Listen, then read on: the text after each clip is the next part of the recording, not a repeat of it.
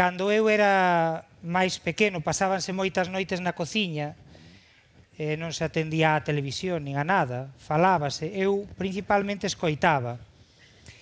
E recordo que contaban moito dos velatorios, porque os velatorios, dixeron mindo outro día, de cada casa, para pasar ali a noite, mandaban sempre o que millor contaba, porque tamén era o que millor aprendía os contos.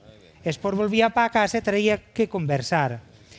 E contaban dun sitio en que morreu un home que era tan ruín que tiñano nun cuarto, e o cuarto estaba derriba da corte. E tan mal lle querían que os mozos meteronse na corte e había unha madeira, os cuartos de táboas daquelas non, as casas non tiñan placa. E no cuarto de táboas, as táboas eran de pino, e había un nudo que lle saltara. E xusto colocaron a caixa, así un pouquiño pandeada, derriba desas táboas. Non mete unha baloira desde a corte, e cando estaba cheo o cuarto rezando ali o rosario, me recorderis peccata mea domine, dom perelicare seculum perine, dirige domino meu ben Dios bien mea, dom perelicare seculum perine. Non van e pejanlle así un golpe de baloira. Puxeron de pé a caixa. A xente saleu nunha estampida, porque nunca un difunto fixo nada. Nada malo, va. Home, pódese che aparecer, pedirche algo. Pero malo, isto agora co Halloween, os zombies que veñen que te queren morder, así, pero os de aquí non. Os de aquí non.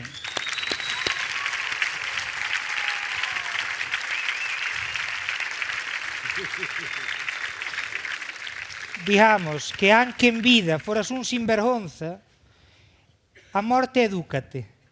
E ti ves, preséntaste, pois como ten que ser. Bueno, vou conto isto que... Sí. Miren, é que este é un caso extraño. Sempre que se presenta un difunto, preséntase para pedir algo que en vida deixou sin cumplir. Por exemplo, ou ben para avisar de onde quedaron os documentos dunha casa que nos topan, ou ben, por exemplo, para pedir unhas misas, cousa que aos curas lle daba sempre moito carto, ou ben para pedir sempre cousa seria. Pero contoume a min unha muller que vive na rúa de San Pedro en Santiago, que seu tío avó, vivindo coa muller na casa, un día ás 12 da noite chamaron á porta. E dixolle o home, vai abrir, se falo favor, cá ser miña irmá que enterramos hai 3 días. E dixo a muller que non se levaban ben as cuñadas. Dixo, pois é, tua irmá vai abrir ti.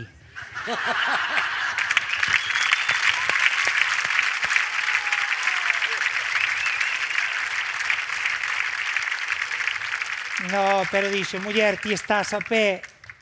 E nada, o pouco que durou vou ti, vou eu, ou vai ti, vou eu, cando abriron xa non había ninguén. Pero a noite seguinte, ás 12 en punto, volven chamar. Ai, muller, vai aí abrir. Bueno! Cando foron a abrir, xa non había ninguén.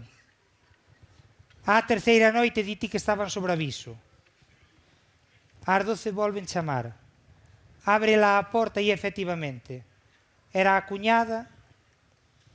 E dixo yo que se lle decía aos difuntos cando se che presentaban. Que requires? E dixo ela,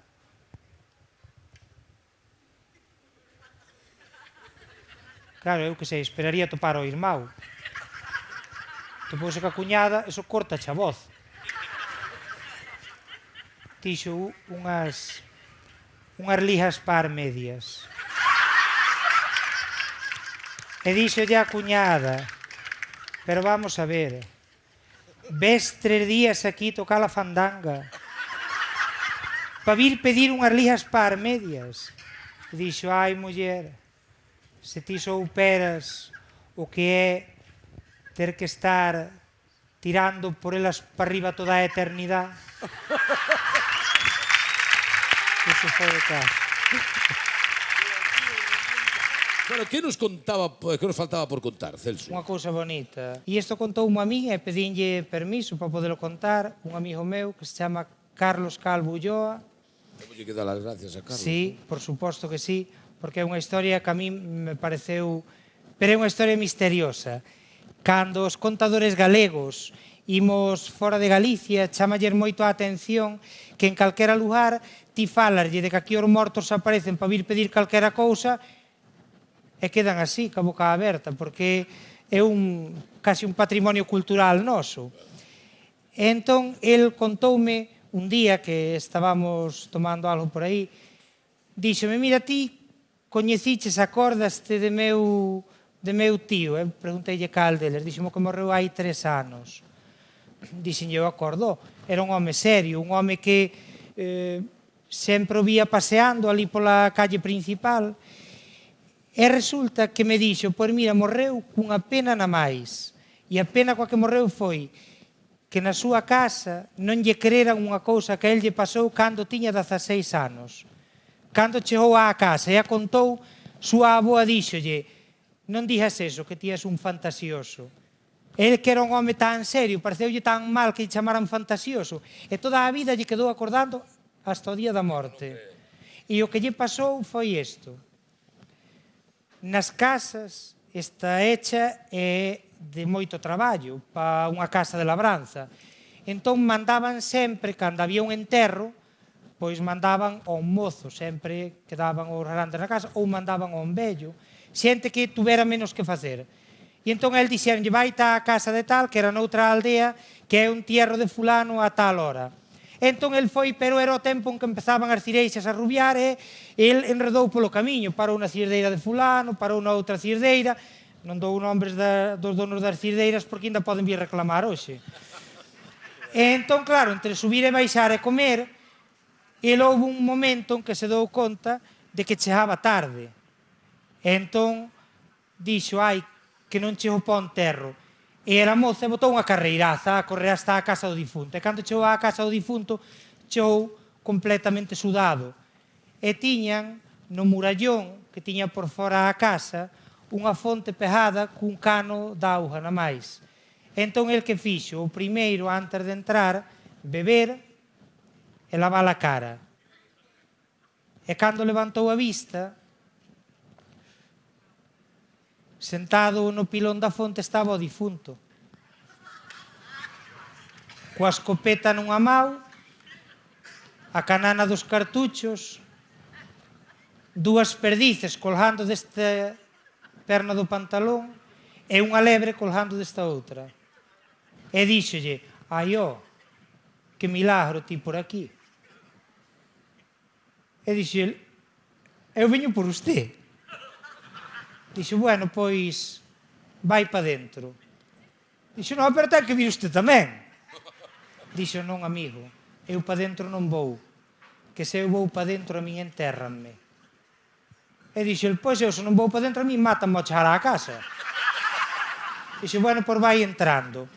E entrou pola porta carreteira e dou así na eira, non? E xa a casa quedaba a esta mau e había xente fora.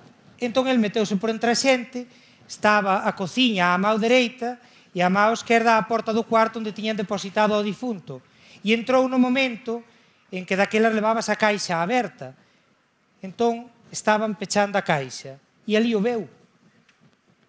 Colleron un ombreiro de 4, levaron a enterrar, todo o camiño hasta a igrexa, fixéronlle a misa, enterrárono, e volveron. E daquelas era costume que se o enterro era pola mañá, dábaselle o xantar aos que viñan de fora, na casa do difunto.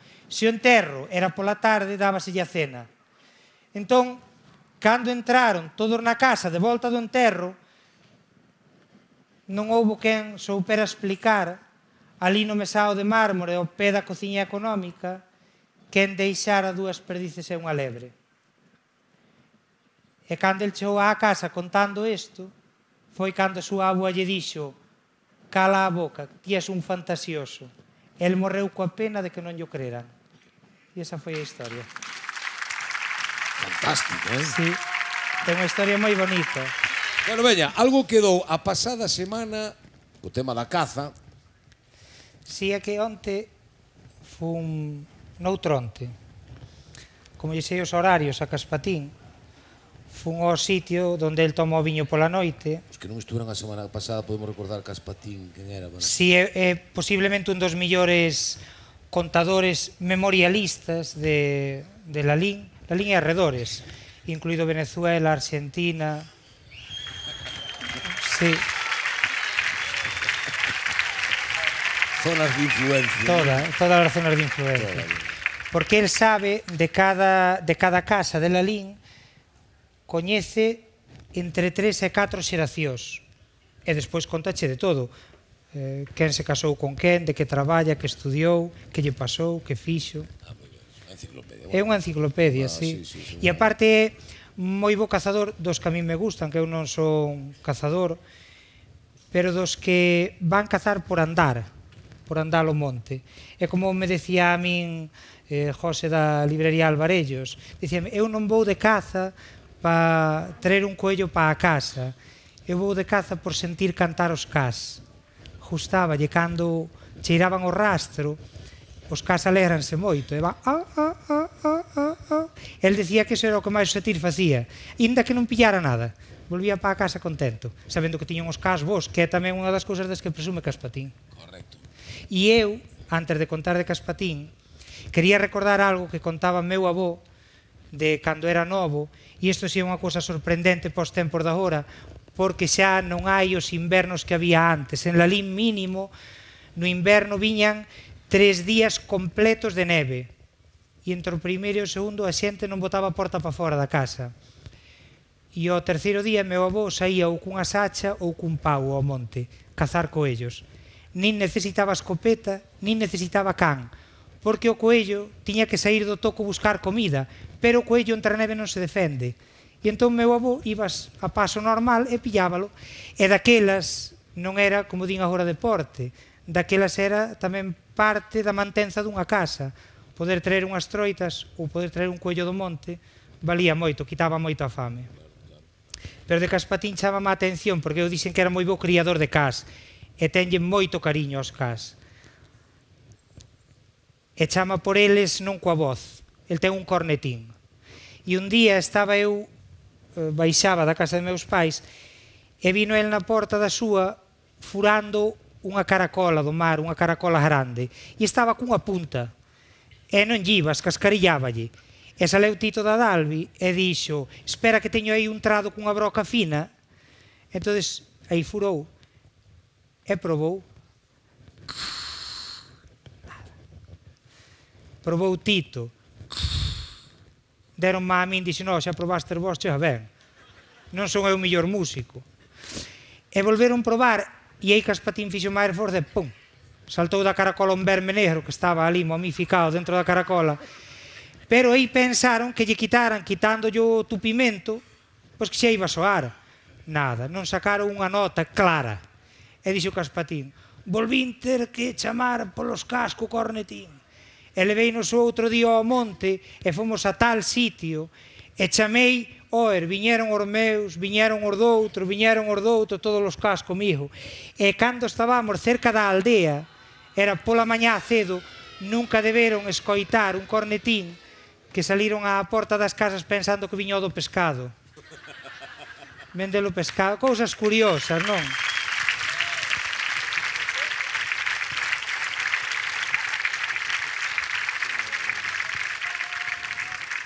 Pero tiña que falar, e isto prometinlo, porque me dixo, tes que contar esa, prometíchelo outro día na contache, prometíchelo o día dantes e na contache, tela que contar. E eu, bueno, pois vou na contar. Luís Baldomero, que foi moi curioso, porque cando foi facer o servizo militar, isto el deixame que o conte, puxéronos a todos en fila e o capitán díxolle, a ver, nomes, apelidos, rúa e lugar de nacemento. Un por un. E chegou onde ele dixo, Luís Lalín, Lalín, Lalín de arriba, Lalín. E queronlle 3 días de calabozo, porque pensaron que era burla, hasta que comprobaron e non era. Pois a Luís Baldomero regalaronlle un faisán. Entón el criouno nunha xaula a millo. E cando chegou a hora de que o quería matar, el non o quería matar como se fora un polo da casa. Parecíalle que era un animal que merecía outra morte. Entón chamou por Caspatín e dixo, mira, eu quero que o faisán morra nun lance de caza. E dixo Caspatín, pero que imos facer se non estamos en temporada? Pero pensou, dixo, bueno, lévame ali ao campo de tiro. E levou ao campo de tiro, entón levábano nunha caixa de cartón. Botaron da caixa e decía Caspatín, eu xa levaba unha escopeta cos gatillos vistos, ou sea, de estar de trinquete para atrás, cos canos largos. E empezou a andar o pobre do animal, de telo na xaula, verse libre, empezou a andar moi patoquiño. E decíanlle, tíralle, tíralle. E decía Caspatín, non lle tiro, porque o desfago aquí non vos queda animal. Deixado de andar un pouco. Entón, foi indo, tan, pero claro, a medida que iba indo, xa empezou a dar as alas, tan. Cando iba a botarse a voar, xa Caspatín se preparou e dixo, e ese foi o meu engaño, que pensei que o faisán era ave de campo, igual que a perdiz, que ti levántala aquí e pousa ali. Pero o faisán non é ave de campo, o faisán é ave de bosque. E cando se bota a voar, e Caspatín, pum, dixo, xa a vimos, planeando por riba da granxa de fulano. E Baldomero choraba, decía, alá me van. E decía un que era maestro, non use o plural, que era unha máis. E dixo, no, alá me van 2 sacos de millo voando.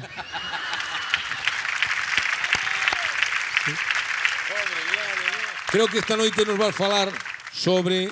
Bueno, ven a conto de que unha vez nos contaches o son das campanas, o falar das campanas, Dos instrumentos musicais. Sí, esta atención que prestaba a xente maior a todo o que a rodeaba. Agora o que nos rodea sale dunha pantalla, maiormente, porque lle dedicamos moito tempo. Pero daquelas a xente andaba moito por fora da casa, andaba polo campo, entón unha das distraccións era escoitar os paxaros e traducir o que os paxaros cantaban, ou escoitar as campás e saber o que as campás dicían, ou escoitar a máquina do tren. E a raíz de que contei eu eso, pois houve varias persoas que nestas semanas me viñeron dicindo, pois mira, alá na miña casa, ou alá de onde eu son, ou eu tiña a miña avó aquí, e en concreto contoume unha cousa preciosa, moi propia para hoxe, para o do recoñecemento que se busca para o baile, porque Isabel, filla de Celsa do Acevedo e de Pepe da Portela, contoume como falaban os instrumentos dos gaiteiros. Decíalle seu pai, Pepe da Portela, mira, ti sabes o que din os instrumentos dos gaiteiros? E ela decíalle, papá, pero os instrumentos dos gaiteiros tocarán, pero non falan. E decíalle, falan. E explicaba yo no contexto. E o contexto era, cando os gaiteiros iban a unha festa, iban polas portas das casas, que era moi común, non sempre nas casas que máis tiñan era onde máis lle daban. Casi sempre era ao revés. Nas casas que menos tiñan era onde os mandaban pasar e do que había para todos había para eles. Entón, naquelas casas ricas que non lle daban, salían delas e a gaita iba falando, iba dicindo, e a min non me deron nada, decía o bombo, a min tampouco. E a pandeireta decía que os parto en raio. E era...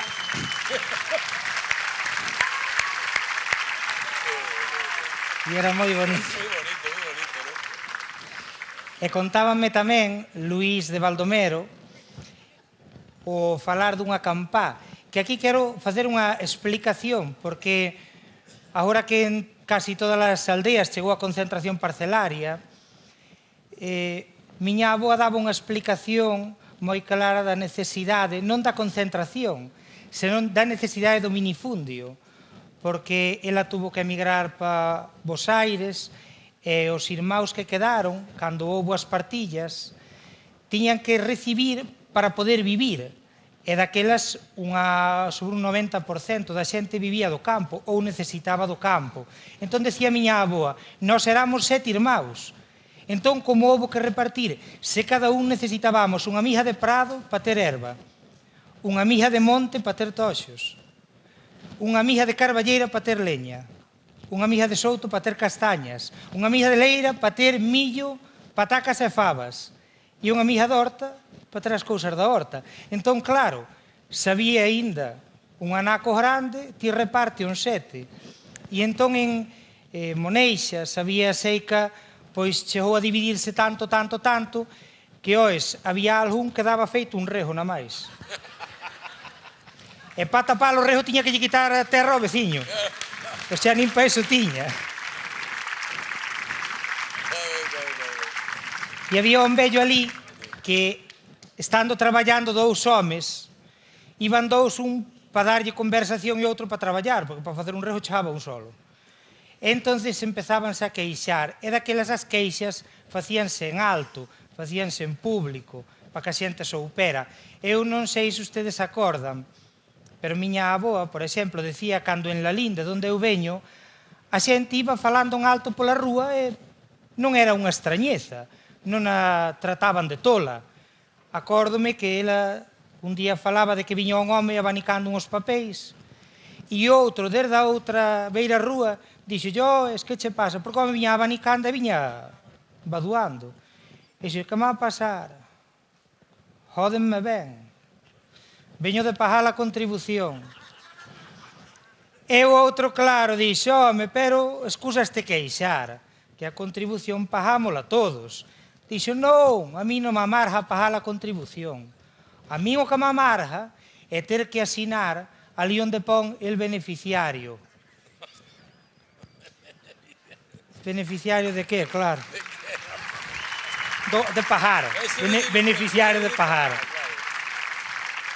E os que estaban abrindo ali o rejo, queixándose en alto tamén, houve un vello dali de Catasós que os escoitou, e entonces díxolle, non, home, non vos queixedes, escoitade o que di a campá, porque ela davos a solución. Entón quedaron escoitando, e estaba tocando a campá nese momento, e a campá de Catasós dicía, Marlongo, Marlongo, Marlongo, Marlongo, Marlongo. Dicía, se non das o ancho, tira pa diante. Hasta onde chego, hasta onde chego. Creo que tes algo aí de algún abogado, tiñas algo que contarme. Sí. Polo que dixeches antes. Sí. Dixeches, me sabes algo? É que estamos de promoción mañá ali uns compañeiros de... Pois que sepas que os contos de abogados é un dos xéneros na literatura oral, polo menos na galega, que máis casos se contan. Claro. E eu recordei así, agora que miña aboa contaba na casa, miña aboa Carmen, contaba diario dun veciño que andaba en pleitos. Entón, nunca lle pagaba aos abogados. Cando queimaba a un, iba a outro. Que lista. E cando queimaba a outro, iba a outro, porque daquelas abogados iban los buscar ás capitales. Viñas a Santiago, ibas a Coruña. Entón, de principio non tiñan por que pensar mal de ti. O caso é que ele entráballe sempre aos abogados preguntándolle isto, usted gusta o xamón? E dicía o abogado, gusta, pois deixe que xa.